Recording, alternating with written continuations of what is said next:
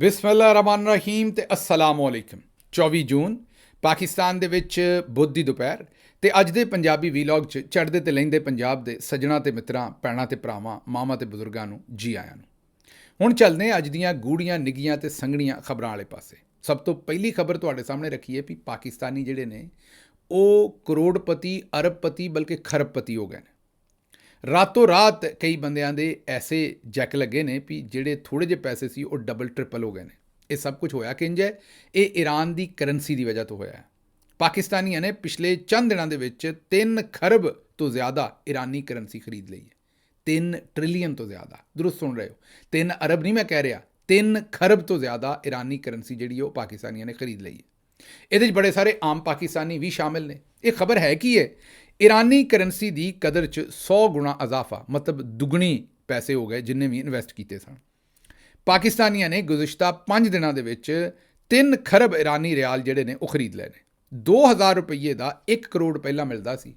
2000 ਰੁਪਈਏ ਦਾ, ਪਾਕਿਸਤਾਨੀ 2000 ਦਾ 1 ਕਰੋੜ ਈਰਾਨੀ ਰਿਆਲ ਮਿਲਦਾ ਸੀ, ਜਿਹਦੀ ਕੀਮਤ ਹੁਣ 4000 ਰੁਪਈਆ ਹੋ ਗਈ ਹੈ। ਮਤਲਬ ਬਿਲਕੁਲ ਡਬਲ ਹੋ ਗਏ ਨੇ, 100% ਇਜ਼ਾਫਾ ਹੋ ਗਿਆ। ਪਹਿਲਾਂ ਅਗਰ 1 ਕਰੋੜ ਈਰਾਨੀ ਰਿਆਲ ਲੈਣਾ ਹੈ ਤਾਂ ਪਾਕਿਸਤਾਨੀ 2000 ਰੁਪਈਆ ਦੇਣਾ ਪੈਂਦਾ ਸੀ, ਹੁਣ 4000 ਰੁਪਈਆ ਦੇਣਾ ਪੈਂਦਾ ਹੈ। ਉਹ ਕਹਿੰਦੇ ਨੇ ਕਿ ਪਾਕਿਸਤਾਨ ਦੀ ਮਿਡਲ ਕਲਾਸ ਵੀ ਬਹੁਤ ਸਾਰੀ ਇਨਵੋਲਵ ਹੈ ਇਸ ਕਰੰਸੀ ਨੂੰ ਖਰੀਦਣ ਲਈ। ਇਹ ਜਿਹੜੀ ਚੇਅਰਮੈਨ ਐਕਸਚੇਂਜ ਕੰਪਨੀਜ਼ ਐਸੋਸੀਏਸ਼ਨ ਮਲਕ ਬੋਸਤਾਨ ਖਾਨ ਨੇ ਇਹ ਡਾਟਾ ਸ਼ੇਅਰ ਕੀਤਾ ਹੈ। ਤੁਹਾਨੂੰ ਪਤਾ ਹੈ ਕਿ ਈਰਾਨ ਦੇ ਉੱਤੇ ਪਾਬੰਦੀਆਂ ਜਿਹੜੀਆਂ ਨੇ ਵੈਸੇ ਤੇ 1979 ਤੋਂ ਲੱਗੀਆਂ ਨੇ, ਲੇਕਿਨ ਬਹੁਤੀਆਂ ਪਾਬੰਦੀਆਂ ਜਿਹੜੀਆਂ ਨੇ ਉਹ 2010 ਤੋਂ ਬਾਅਦ ਫਿਰ ਬਹੁਤ ਤੱਤੀਆਂ ਕਰ ਦਿੱਤੀਆਂ ਪਾਬੰਦੀਆਂ। ਫਿਰ ਉਹ ਜਾ ਕੇ 2000 ਤੁਸੀਂ ਕਹੋ ਕਿ ਅਗਲੇ 2 4 5 ਸਾਲਾਂ ਦੇ ਵਿੱਚ ਕੁਝ ਘਟੀਆਂ ਹਲਕੀਆਂ ਜੀਆਂ, ਫਿਰ ਸਦਰ ਟਰੰਪ ਨੇ 2018 'ਚ ਆ ਕੇ ਉਹਨਾਂ ਪਾਬੰਦੀਆਂ ਨੂੰ ਹੋਰ ਚੁੱਕ ਦਿੱਤਾ। ਇਸ ਲਈ ਈਰਾਨ ਦੀ ਜਿਹੜੀ ਇਕੋਨਮੀ ਹੈ ਉਹਨਾਂ ਪਾਬੰਦੀਆਂ ਦੀ ਵਜ੍ਹਾ ਤੋਂ ਕਿ ਉਹ ਖੁੱਲ੍ਹ ਕੇ ਆਪਣਾ ਤੇਲ ਨਹੀਂ ਵੇਚ ਸਕਦੇ, ਉਹ ਕਿਸੇ ਦੇ ਨਾਲ ਕਾਰੋਬਾਰ ਨਹੀਂ ਕਰ ਸਕਦੇ, ਬੈਂਕ ਉਹਨਾਂ ਨਾਲ ਕਾਰੋਬਾਰ ਨਹੀਂ ਕਰਦੇ, ਇਹਨਾਂ ਸਾਰੇ ਸੂਰਤ ਹਾਲ ਦੀ ਵਜ੍ਹਾ ਤੋਂ ਈਰਾਨ ਦੀ ਕਰੰਸੀ ਜਿਹੜੀ ਹੈ ਉੱਥੇ ਇਨਫਲੇਸ਼ਨ ਇੰਨੀ ਹੋਈ ਹੈ ਵੀ ਇੱਕ ਕਿਸਮ ਦੀ ਤੁਸੀਂ ਸਮਝੋ ਬੋਰੀਆਂ 'ਚ ਭਰ ਕੇ ਪੈਸੇ ਜਿਹੜੇ ਨੇ ਉਹ ਸੌਦਾ ਸਮਾਨ ਲੈਣ ਦੇ ਕਰੀਬ ਗੱਲ ਪਹੁੰਚੀ ਹੈ। ਇਹਦਾ ਮਤਲਬ ਇਹ ਨਹੀਂ ਹੈ ਕਿ ਈਰਾਨ ਦੇ ਵਿੱਚ ਬਿਲਕੁਲ ਹੀ ਕੋਈ ਗੁਰਬਤ ਤੇ ਅਫਲਾਸ ਹੈ, ਲੇਕਿਨ ਹਾਲਾਤ ਉੱਥੇ ਕੋਈ ਸ਼ੱਕ ਨਹੀਂ ਕਿ ਮੁਸ਼ਕਿਲ ਨੇ ਜਾਂ ਤੰਗ ਨੇ। ਔਰ ਵਜ੍ਹਾ ਮੈਂ ਦੱਸ ਦਿੱਤੀ ਕਿ ਉਹਨਾਂ ਦੇ ਉੱਤੇ ਲੱਗਣ ਵਾਲੀਆਂ ਜਿਹੜੀਆਂ ਪਾਬੰਦੀਆਂ, ਔਰ ਉਹ ਪਾਬੰਦੀਆਂ ਕਮ ਅਜ਼ ਕਮ ਪਿਛਲੇ 50 ਸਾਲ ਦੇ ਕਰੀਬ ਹੋ ਗਏ ਨੇ ਤਕਰੀਬਨ ਹੁਣ ਜਦੋਂ ਦੀਆਂ ਲੱਗੀਆਂ ਨੇ, ਕਦੇ ਥੋੜ੍ਹੀਆਂ ਤੇ ਕਦੇ ਬਹੁਤੀਆਂ, ਲੇਕਿਨ ਪਾਬੰਦੀਆਂ ਲੱਗੀਆਂ ਰਹੀਆਂ ਨੇ। ਹੁਣ ਇਹ ਜਿਹੜੇ ਮੁਜ਼ਾਕਰਾਤ ਹੋਏ ਨੇ ਉਸ ਤੋਂ ਬਾਅਦ ਉਹਨਾਂ ਨੂੰ 60 ਦਿਨ ਵਾਸਤੇ ਤੇਲ ਵੇਚਣ ਦਾ ਵੀ ਉਹਨਾਂ ਨੂੰ ਮੌਕਾ ਮਿਲਿਆ। ਨਾਲ ਆਬਨਾਏ ਹਰਮਜ਼ ਜਿਹੜੀ ਬੰਦ ਕੀਤੀ ਹੈ ਉੱਥੋਂ ਵੀ ਉਹਨਾਂ ਨੂੰ ਤੇ ਅਮਾਨ ਨੂੰ ਮਾਲ ਪਾਣੀ ਵੀ ਲੱਭੇਗਾ ਕੋਈ ਨਾ ਕੋਈ, ਕਿਉਂਕਿ ਉਹ ਕਹਿੰਦੇ ਨੇ ਵੀ ਇਹ ਜਿਹੜੀ ਗਲੀ ਹੈ, ਜਿਹੜਾ ਦਰਵਾਜ਼ਾ ਹੈ, ਇਹ ਹੁਣ ਸਾਡੇ ਇਖਤਿਆਰ 'ਚ ਹੈ, ਮਤਲਬ ਓਮਾਨ ਦੇ ਤੇ ਸਾਡੇ ਇਖਤਿਆਰ 'ਚ, ਔਰ ਅਸੀਂ ਆਪਣੀ ਮਰਜ਼ੀ ਨਾਲ ਇੱਥੋਂ ਲੋਕਾਂ ਨੂੰ ਲੰਘਣ ਦੇਣਾ ਔਰ ਇਹਨਾਂ ਦੇ ਕੋਲੋਂ ਪੈਸੇ ਵੀ ਲੈਣੇ ਨੇ। ਹੁਣ ਅਗਰ ਆਉਣ ਵਾਲੇ ਦਿਨਾਂ ਦੇ ਵਿੱਚ ਉਹ ਇਸ ਕੰਮ 'ਚ ਕਾਮਯਾਬ ਹੋ ਜਾਂਦੇ ਨੇ ਤੇ ਜ਼ਾਹਿਰ ਹੈ ਉਹਨਾਂ ਦੀ ਇਕੋਨਮੀ ਜਿਹੜੀ ਬਿਹਤਰ ਹੋਏਗੀ, ਉਹਨਾਂ ਨੂੰ ਇੱਥੋਂ ਵੀ ਪੈਸਾ ਆਉਣਾ ਸ਼ੁਰੂ ਹੋਏਗਾ। ਬਹਰਹਾਲ ਓਵਰਆਲ ਜਿਹੜੀ ਪਰਸੈਪਸ਼ਨ ਬਣੀ ਹੈ, ਜਿਹੜੇ ਇਹ ਮੁਜ਼ਾਕਰਾਤ ਹੋਏ ਨੇ, ਤੇਲ ਵੇਚਣ ਦੀ ਇਜਾਜ਼ਤ ਮਿਲੀ ਹੈ, ਜੰਗ ਬੰਦ ਹੋਈ ਹੈ।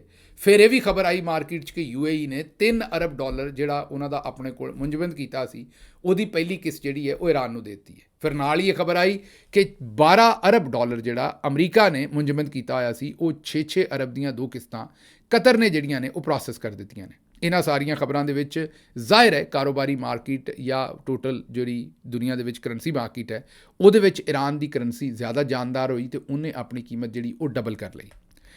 ਅੱਛਾ ਜੀ, ਅੱਗੇ ਚੱਲਦੇ ਅੱਗਲੀ ਇਹ ਜ਼ਰਾ ਖਬਰ ਵੇਖੋ। ਪਾਕਿਸਤਾਨ ਦੇ ਵਿੱਚ ਤੁਹਾਨੂੰ ਪਤਾ ਹੈ ਕਿ ਇੱਕ ਪਾਸੇ ਤੇ ਜਮਹੂਰੀਅਤ ਦੀ ਗੱਲ ਕੀਤੀ ਜਾਂਦੀ ਹੈ, ਦੂਸਰੇ ਪਾਸੇ ਫੈਮਿਲੀ ਲਿਮਿਟਡ ਸਾਰਾ ਕੁਝ ਬਣਾਇਆ ਜਾਂਦਾ ਹੈ। ਇਹ ਇੱਕ ਵੀਡੀਓ ਵੇਖੋ ਜਿਹੜੀ ਇਸ ਵੇਲੇ ਚੱਲ ਰਹੀ ਹੈ ਸਕਰੀਨ ਦੇ ਉੱਤੇ।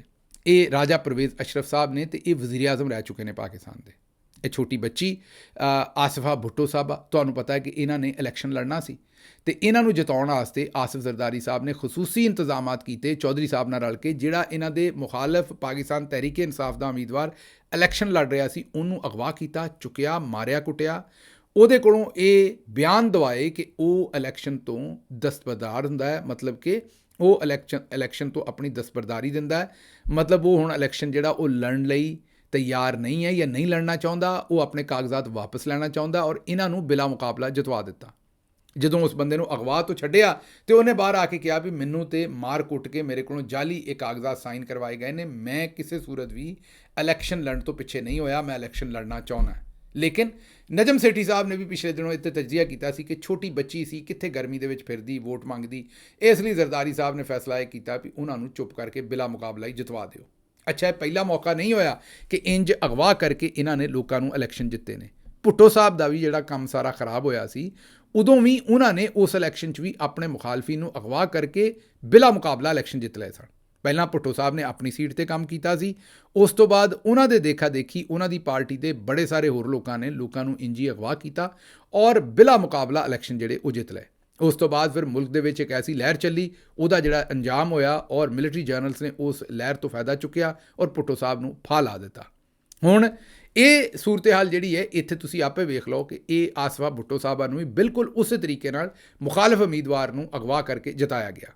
ਹੁਣ ਇਹੀ ਆਸਫਾ ਭੁੱਟੋ ਸਾਹਿਬਾ ਆ ਰਹੇ ਨੇ, ਸਾਬਕ ਵਜ਼ੀਰ ਆਜ਼ਮ ਵਿਚਾਰਾ ਹੱਥ ਬੰਨ੍ਹ ਕੇ ਖਲੋਤਾ ਹੈ ਉਹਨਾਂ ਦੇ ਇੰਤਜ਼ਾਰ 'ਚ, ਲੇਕਿਨ ਕਿਉਂਕਿ ਉਹ ਤੇ ਰਾਣੀ ਸਾਹਿਬਾ ਨੇ, ਮਤਲਬ ਇੱਕ ਬਾਦਸ਼ਾਹਾਂ ਦਾ ਖਾਨਦਾਨ ਹੈ, ਉਹ ਲਾਗੋਂ ਦੀ ਗੁਜ਼ਰੇ, ਉਹਨਾਂ ਨੇ ਤੱਕ ਵੀ ਨਹੀਂ ਪਾਈ ਕਿ ਪਰਵੇਜ਼ ਅਸ਼ਰਫ ਸਾਹਿਬ ਜਿਹੜੇ ਨੇ ਉਹ ਉਹਨਾਂ ਦਾ ਇਕਬਾਲ ਬੁਲੰਦ ਕਰਨ ਲਈ ਦੋਵੇਂ ਹੱਥ ਬੰਨ੍ਹ ਕੇ ਉਹਨਾਂ ਦੇ ਵਾਲਦ ਦੀ ਉਮਰ ਦੇ ਉਹ ਜ਼ਾਹਿਰ ਹੈ ਨੇ ਜਾਂ ਉਹਨਾਂ ਤੋਂ ਵੱਡੇ ਨੇ ਜਾਂ ਨਿੱਕੇ ਨੇ ਥੋੜ੍ਹੇ ਬਹੁਤ, ਉਹ ਉਹਨਾਂ ਦੇ ਲਾਗੋਂ ਦੀ ਗੁਜ਼ਰ ਗਏ ਨੇ। ਉਹਨਾਂ ਨੇ ਉਹਨਾਂ ਦੇ ਸਲਾਮ ਦਾ ਜਵਾਬ ਵੀ ਨਹੀਂ ਦਿੱਤਾ।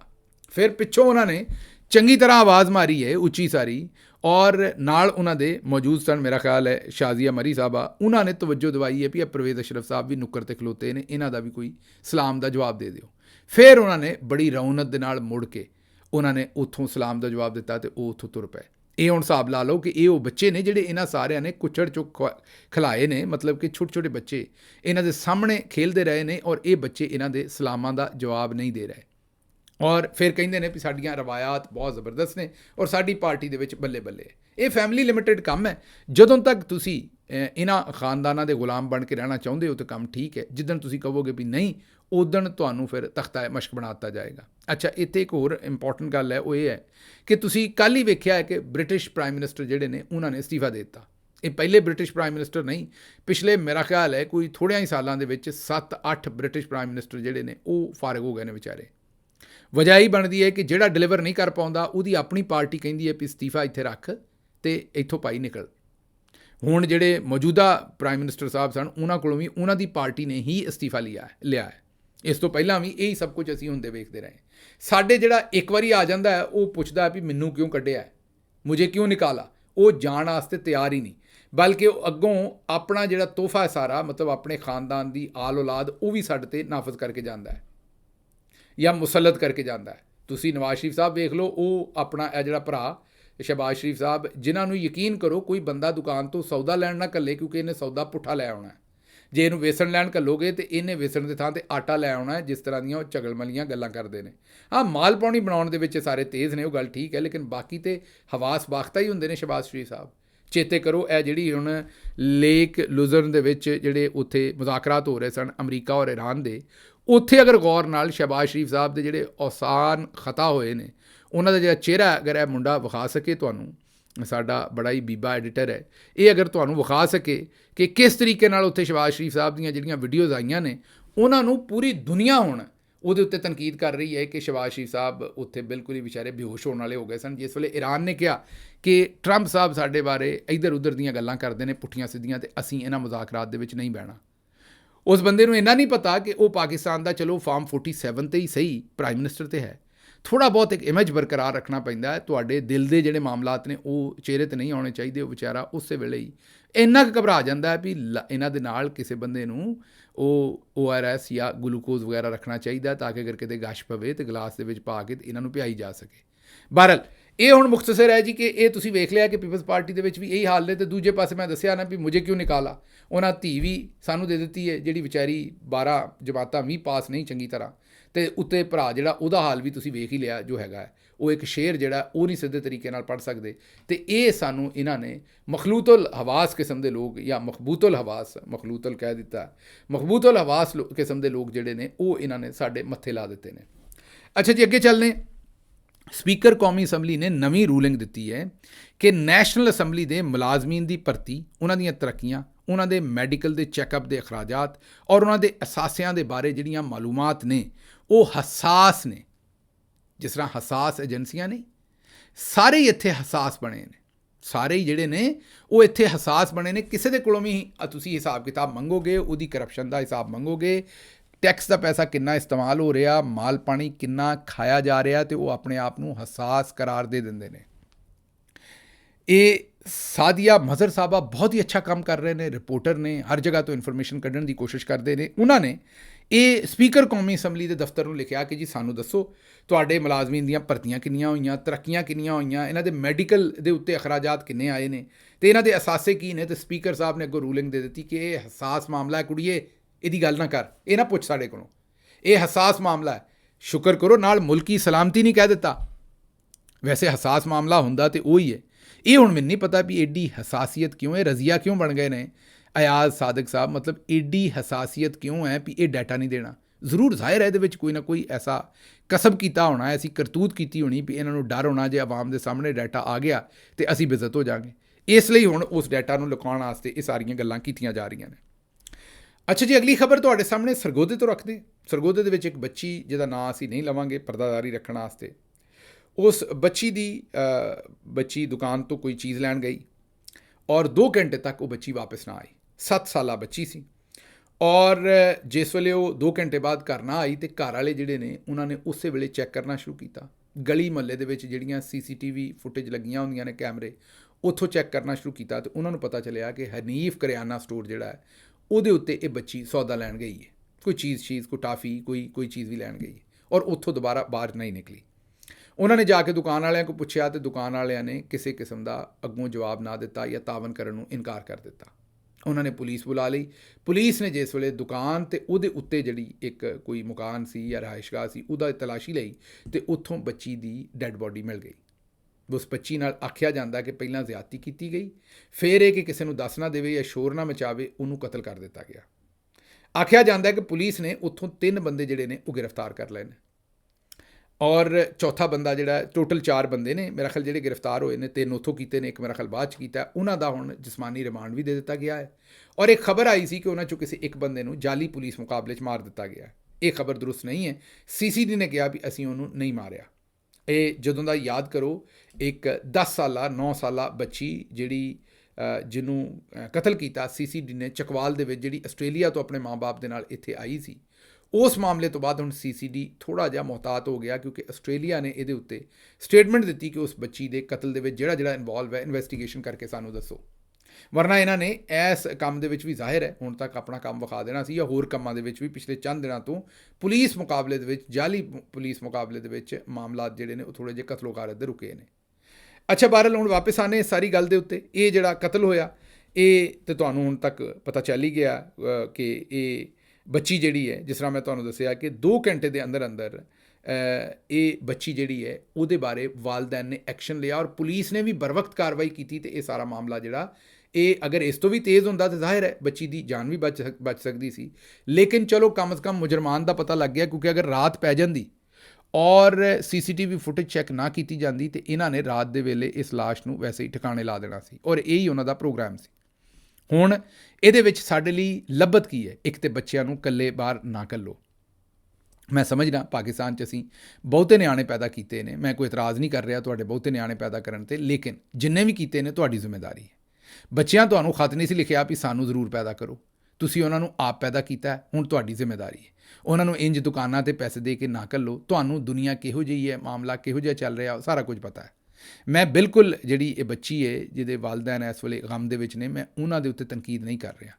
ਉਹਨਾਂ ਦੇ ਨਾਲ ਤਾਂ ਇੱਕ ਐਡਾ ਵੱਡਾ ਸਾਨਿਆ ਹੋਇਆ ਵੀ ਸਾਨੂੰ ਸਾਰਿਆਂ ਨੂੰ ਉਹਨਾਂ ਦੇ ਨਾਲ ਖਲੋਣਾ ਚਾਹੀਦਾ ਹੈ। ਮੈਂ ਇਹ ਵੀ ਨਹੀਂ ਆਂਦਾ ਵੀ ਅਗਰ ਕੋਈ ਬੱਚਾ ਚਲਾ ਗਿਆ ਤੇ ਇਹ ਉਹਦੇ ਨਾਲ ਇਸ ਤਰ੍ਹਾਂ ਦਾ ਕੰਮ ਜਿਹੜਾ ਇਹਨਾਂ ਬਗੈਰਤਾ ਨੇ ਕੀਤਾ ਹੈ ਇਹ ਹੋਣਾ ਚਾਹੀਦਾ ਸੀ।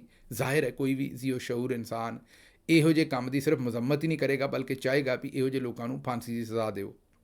ਲੇਕਿਨ ਮੁਖਤਸਰ ਮੈਂ ਇਹ ਕਹਿ ਰਿਹਾ ਵੀ ਅੱਗੋਂ ਵਾਸਤੇ ਸਾਨੂੰ ਸਾਰਿਆਂ ਨੂੰ ਇਹ ਸੋਚਣਾ ਚਾਹੀਦਾ, ਇੱਕ ਤੇ ਅੱਲੇ ਮੁਹੱਲੇ ਦੇ ਲੋਕ, ਜਿਵੇਂ ਪਹਿਲੇ ਜ਼ਮਾਨੇ 'ਚ ਲੋਕੀ ਇੱਕ ਦੂਜੇ ਦੇ ਬੱਚੇ ਨੂੰ ਆਪਣਾ ਬੱਚਾ ਸਮਝ ਕੇ ਨਜ਼ਰ ਰੱਖਦੇ ਸਨ, ਰੌਲਾ ਪਾਉਂਦੇ ਸਨ, ਖਿਆਲ ਕਰਦੇ ਸਨ, ਆਵਾਜ਼ ਚੁੱਕਦੇ ਸਨ, ਹੁਣ ਵੀ ਇੰਝ ਹੀ ਕਰਨਾ ਚਾਹੀਦਾ।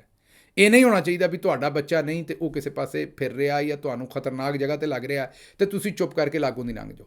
ਤੁਹਾਡਾ ਕੰਮ ਹੈ ਵੀ ਉਸ ਬੱਚੇ ਨੂੰ, ਉਹਦੇ ਵਾਲਿदैन ਨੂੰ ਉਸੇ ਵੇਲੇ ਕਹੋ ਵੀ ਇਹ ਤੁਹਾਡਾ ਬੱਚਾ ਇੱਥੇ ਫਿਰ ਰਿਹਾ, ਇਹਦਾ ਖਿਆਲ ਕਰੋ। ਇਸੇ ਤਰੀਕੇ ਨਾਲ ਆਪਣੇ ਬੱਚਿਆਂ ਨੂੰ ਜਿਹੜੇ ਇਕੱਲੇ ਬਾਹਰ ਨਾ ਘੱਲੋ। 1 ਮਿੰਟ ਦੇ ਖੁੰਝੇ ਹੋਏ ਤੁਸੀਂ ਫਿਰ ਸਾਰੀ ਉਮਰ ਦਾ ਅਫਸੋਸ ਰਹਿ ਜਾਂਦਾ ਹੈ। ਇਹ ਨੰਨੀ ਬੱਚੀ, ਉਹਦੇ ਨਾਲ ਵੇਖੋ ਕਿੱਡਾ ਜ਼ੁਲਮ ਕੀਤਾ, ਗਾਲਬਨ 3 ਬੰਦਿਆਂ ਨੇ ਜ਼ਿਆਦਤੀ ਕੀਤੀ ਜਾਂ 4 ਨੇ ਔਰ ਫਿਰ ਕਤਲ ਕਰ ਦਿੱਤਾ। ਮਾਂ-ਬਾਪ ਨੂੰ ਕਿੱਡੀ ਕੁ ਤਕਲੀਫ ਹੈ ਜਾਂ ਕਿੱਡੀ ਤਕਲੀਫ ਹੋਏਗੀ ਜਾਂ ਅੱਗੋਂ ਪੂਰੀ ਜ਼ਿੰਦਗੀ ਕਿੱਡੀ ਤਕਲੀਫ 'ਚ ਗੁਜ਼ਰੇਗੀ, ਇਹ ਜ਼ਾਹਿਰ ਹੈ ਜਿਨ੍ਹਾਂ ਦੇ ਬੱਚੇ ਨੇ ਉਹ ਇਸ ਗੱਲ ਨੂੰ ਖੁਸੂਸੀ ਤੌਰ 'ਤੇ ਸਮਝ ਸਕਦੇ ਨੇ। ਮੇਰੀ ਗੁਜ਼ਾਰਿਸ਼ ਤੁਹਾਡੇ ਤੋਂ ਇਹੀ ਹੈ ਕਿ ਜਿਸ ਤਰ੍ਹਾਂ ਦੇ ਇਸ ਵੇਲੇ ਹਾਲਾਤ ਨੇ, ਜੋ ਦਰਿੰਦਗੀ ਸ਼ੁਰੂ ਹੋਈ ਹੈ, ਉਹਦੇ ਵਿੱਚ ਆਪਣੇ ਬੱਚਿਆਂ ਨੂੰ ਬਿਲਕੁਲ ਬਹੁਤ ਜ਼ਿਆਦਾ ਕੁੰਝ ਕੇ ਰੱਖੋ ਔਰ ਬਹੁਤ ਜ਼ਿਆਦਾ ਉਹਨਾਂ ਦਾ ਖਿਆਲ ਕਰੋ। ਉਸ ਤੋਂ ਬਾਅਦ ਅਗਲੀ ਖਬਰ ਤੁਹਾਡੇ ਸਾਹਮਣੇ ਰੱਖਣੀ ਹੈ ਔਰ ਉਹ ਖਬਰ ਇਹ ਹੈ ਕਿ ਬੀਨਾ ਸ਼ਾਹਿਦ ਸਾਹਿਬਾ ਨੇ ਇਹ ਸਵਾਲ ਕੀਤਾ ਹੈ ਸ਼ਹਿਬਾਜ਼ ਸ਼ਰੀਫ ਸਾਹਿਬ ਤੋਂ ਕਿ ਜਦੋਂ ਤੁਸੀਂ ਦੂਜੇ ਮੁਲਕਾਂ 'ਚ ਜਾਂਦੇ ਹੋ, ਕਿਉਂਕਿ ਸ਼ਹਿਬਾਜ਼ ਸ਼ਰੀਫ ਸਾਹਿਬ ਤਾਂ ਰੋਜ਼ ਹੀ ਤੁਰੇ ਹੁੰਦੇ ਨੇ ਦੂਜੇ ਮੁਲਕਾਂ 'ਚ, ਉਹਨਾਂ ਸਵਾਲ ਕੀਤਾ ਵੀ ਜਦੋਂ ਤੁਸੀਂ ਦੂਜੇ ਮੁਲਕਾਂ 'ਚ ਜਾਂਦੇ ਹੋ ਤਾਂ ਕੀ ਉਹ ਵੀ ਆਪਣਾ ਮੁਲਕ ਬੰਦ ਕਰਦੇ ਨੇ, ਜਾਂ ਇਹ ਜਿਹੜੀ ਖੂਬਸੂਰਤ ਹਰਕਤ ਹੈ ਇਹ ਸਿਰਫ ਤੁਸੀਂ ਕਰਦੇ ਹੋ ਕਿ ਪੂਰਾ ਇਸਲਾਮਾਬਾਦ ਤੁਸੀਂ ਬੰਦ ਕਰ ਦਿੰਦੇ ਹੋ ਜਿਸ ਵੇਲੇ ਕੋਈ ਬੈਰੂਨੇ ਮੁਲਕ ਤੋਂ ਪਰਸਨੈਲਿਟੀ ਇੱਥੇ ਆਉਂਦੀ ਹੈ ਦੌਰਾ ਕਰਨ ਵਾਸਤੇ। ਹਾਲ ਹੀ ਦੇ ਵਿੱਚ ਇਰਾਨੀ ਸਦਰ ਇੱਥੇ ਆਏ ਅਤੇ ਇਹਨਾਂ ਨੇ ਪੂਰਾ ਮੁਲਕ ਜਿਹੜਾ ਉਹ ਬੰਦ ਕਰ ਛੱਡਿਆ। ਫਿਰ ਪੰਜਾਬ ਅਸੈਂਬਲੀ ਦੇ ਵਿੱਚ ਤਹਿਰੀਕ ਲਬੈਕ ਤੋਂ ਮੇਰਾ ਖਿਆਲ ਕੋਈ ਮੈਂਬਰ ਜਿੱਤਿਆ ਹੋਏਗਾ, ਉਹਨੇ 252 ਦਿਨ ਤੋਂ ਗਾਇਬ ਹਾਫਿਜ਼ ਸਾਦ ਰਿਜ਼ਵੀ ਅਤੇ ਉਹਨਾਂ ਦੇ ਭਾਈ TLP ਪੰਜਾਬ, ਉਹਨਾਂ ਦੇ ਭਾਈ ਜਿਹੜੇ ਨੇ ਉਹਨਾਂ ਦੇ ਬਾਰੇ ਪੁੱਛਿਆ। ਇਹ ਜ਼ਾਹਿਰ ਹੈ TLP ਪੰਜਾਬ ਦੇ ਮੈਂਬਰ ਅਸੈਂਬਲੀ ਸਨ ਜਿਨ੍ਹਾਂ ਨੇ ਸਵਾਲ ਪੁੱਛਿਆ ਕਿ ਸਾਦ ਰਿਜ਼ਵੀ ਔਰ ਉਹਨਾਂ ਦੇ ਭਾਈ ਜਿਹੜੇ ਨੇ ਉਹ ਕਿੱਥੇ ਨੇ ਔਰ ਸਾਨੂੰ ਉਹਨਾਂ ਦਾ ਪਤਾ ਲੱਗਣਾ ਚਾਹੀਦਾ। ਅਤੇ ਉੱਤੇ ਸਪੀਕਰ ਸਾਹਿਬ ਨੇ ਉਹਨਾਂ ਨੂੰ ਡਾਂਟਿਆ ਕਿ ਇਹ ਕਲਅਦਮ ਤਨਜ਼ੀਮ ਹੈ, ਮਤਲਬ ਇਹ ਇੱਕ ਦਹਿਸ਼ਤਗਰਦ ਤਨਜ਼ੀਮ ਹੈ ਅਤੇ ਤੁਸੀਂ ਇਹਨਾਂ ਦਾ ਜ਼ਿਕਰ ਕਿਸ ਤਰੀਕੇ ਨਾਲ ਇੱਥੇ ਅਸੈਂਬਲੀ ਦੇ ਫਲੋਰ 'ਤੇ ਕਰ ਰਹੇ ਹੋ ਔਰ ਸਵਾਲ ਪੁੱਛ ਰਹੇ ਹੋ। ਵੇਖੋ ਜ਼ਿੰਦਗੀ ਦੇ ਫੈਸਲੇ ਵੀ ਔਰ ਹਾਲਾਤ ਦੇ ਮੌਕੇ ਵੀ ਕਿ ਇਹ TLP ਜਿਹੜੀ ਹੈ ਇਹ ਕਦੇ ਨੂਨ ਲੀਗ 'ਤੇ ਚੜ੍ਹ ਜਾਂਦੀ ਸੀ ਅਤੇ ਕਦੇ PTI 'ਤੇ ਚੜ੍ਹ ਜਾਂਦੀ ਸੀ ਅਤੇ ਕਦੀ ਪੀਪਲਸ ਪਾਰਟੀ 'ਤੇ ਜਰਨੈਲਾਂ ਦੇ ਇਸ਼ਾਰੇ 'ਤੇ। ਅੱਜ ਉਹਨਾਂ ਦੇ ਲੀਡਰਾਂ ਦੇ ਬਾਰੇ ਅਗਰ ਮੈਂਬਰ ਅਸੈਂਬਲੀ ਸਵਾਲ ਪੁੱਛ ਰਿਹਾ ਹੈ ਅਤੇ ਉਹਨੂੰ ਇਹ ਆਖਿਆ ਜਾ ਰਿਹਾ ਵੀ ਇਹ ਤਨਜ਼ੀਮ ਜਿਹੜੀ ਕਲਅਦਮ ਹੈ ਇਹਦੇ ਬਾਰੇ ਤੁਸੀਂ ਸਵਾਲ ਨਹੀਂ ਪੁੱਛ ਸਕਦੇ। ਮੈਨੂੰ ਇੱਥੋਂ ਇਜਾਜ਼ਤ ਦਿਓ ਤੇ ਰੱਬ ਰੱਖਾ।